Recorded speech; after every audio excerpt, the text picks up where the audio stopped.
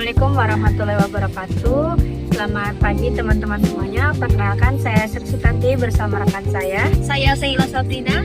Kami akan membahas mengenai perkembangan teknologi digital dan dampaknya terhadap kehidupan sehari-hari di era transformasi digital.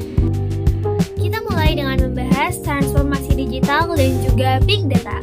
Transformasi digital itu bukan cuma soal teknologi baru, tapi juga soal sebuah perubahan cara kita berpikir dan juga beradaptasi di era modern. Teknologi digital bikin kita kerja, belajar, dan juga hidup jadi lebih efisien, modern, dan tentunya inovatif.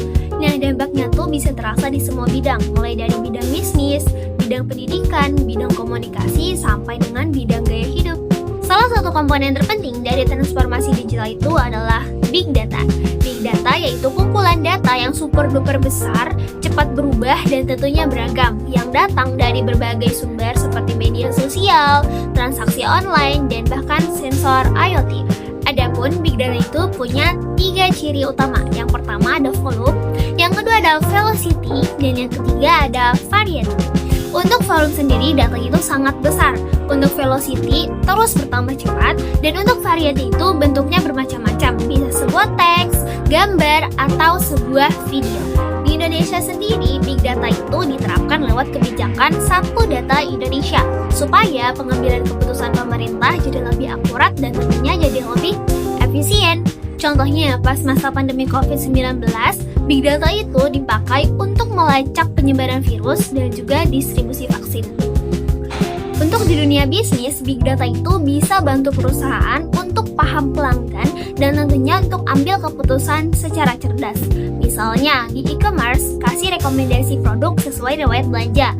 Untuk bank, bisa mendeteksi transaksi yang mencurigakan. Untuk di pabrik sendiri, bisa memprediksi kerusakan mesin.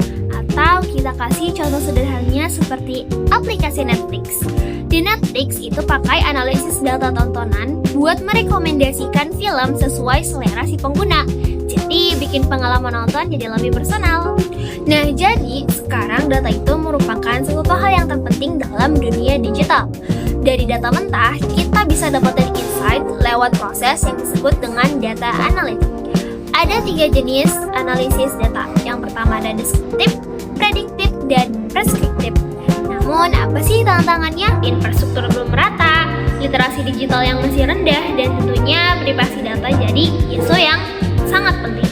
Tapi peluangnya besar banget, bisa bantu efisiensi layanan publik, munculin inovasi baru, bahkan bisa mendukung SDGs. Selanjutnya yaitu ada cloud computing.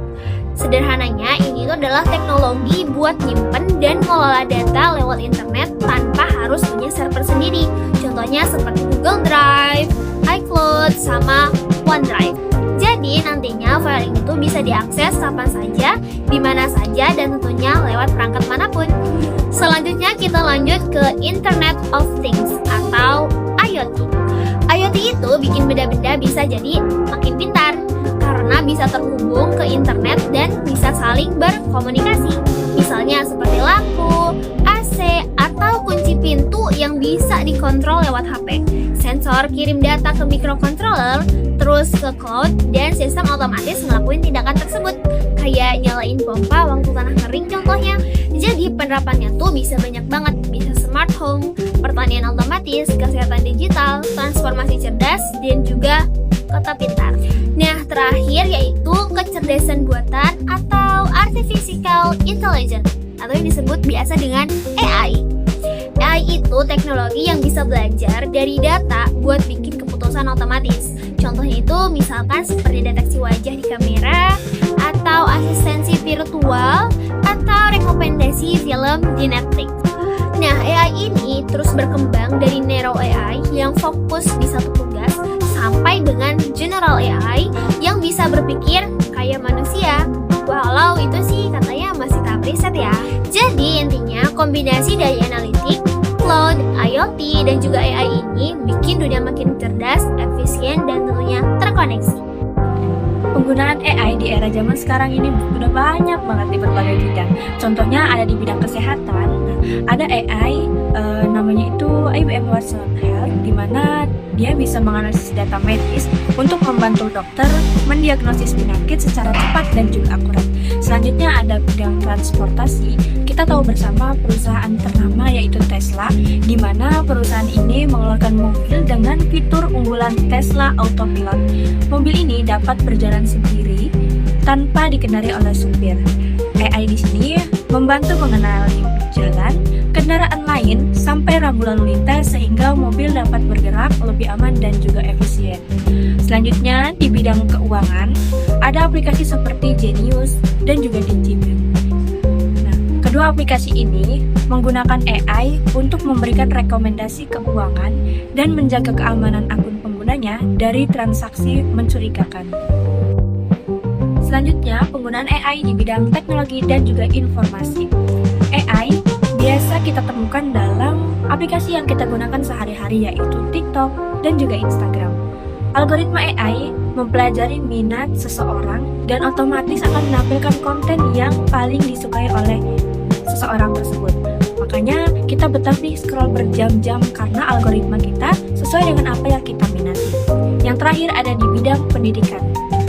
Ada aplikasi yang bernama Duolingo, di mana aplikasi Duolingo ini memakai AI untuk menyesuaikan latihan bahasa sesuai dengan kemampuan setiap penggunanya.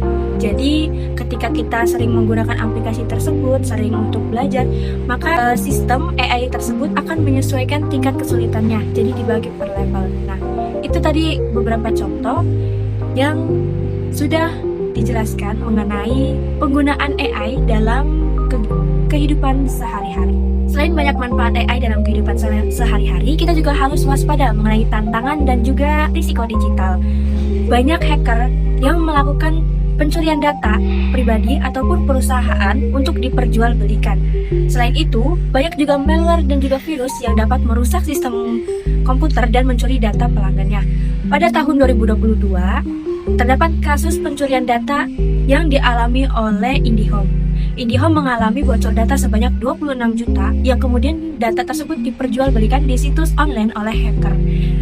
Nah, untuk mengantisipasi hal tersebut, beberapa tips untuk mencegah terjadinya bocor data yaitu menggunakan password yang kuat.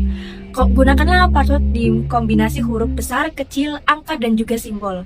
Jangan sampai kita menggunakan data yang mudah ditebak oleh orang lain. Misalkan admin 123 atau nama dan tanggal lahir kita, karena itu bisa saja mudah untuk ditebak oleh orang lain.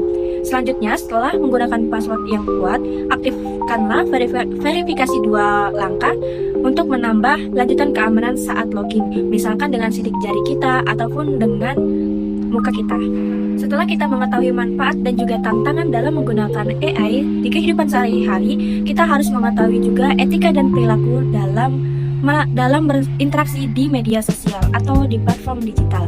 Yang pertama, kita tidak boleh menyebarkan berita hoax atau sesuatu yang belum jelas kebenarannya. Setelah kita mengetahui manfaat dan juga tantangan dari penggunaan AI dalam kehidupan sehari-hari, kita pula harus mengetahui etika kita dalam menggunakan sosial media dan platform digital lainnya.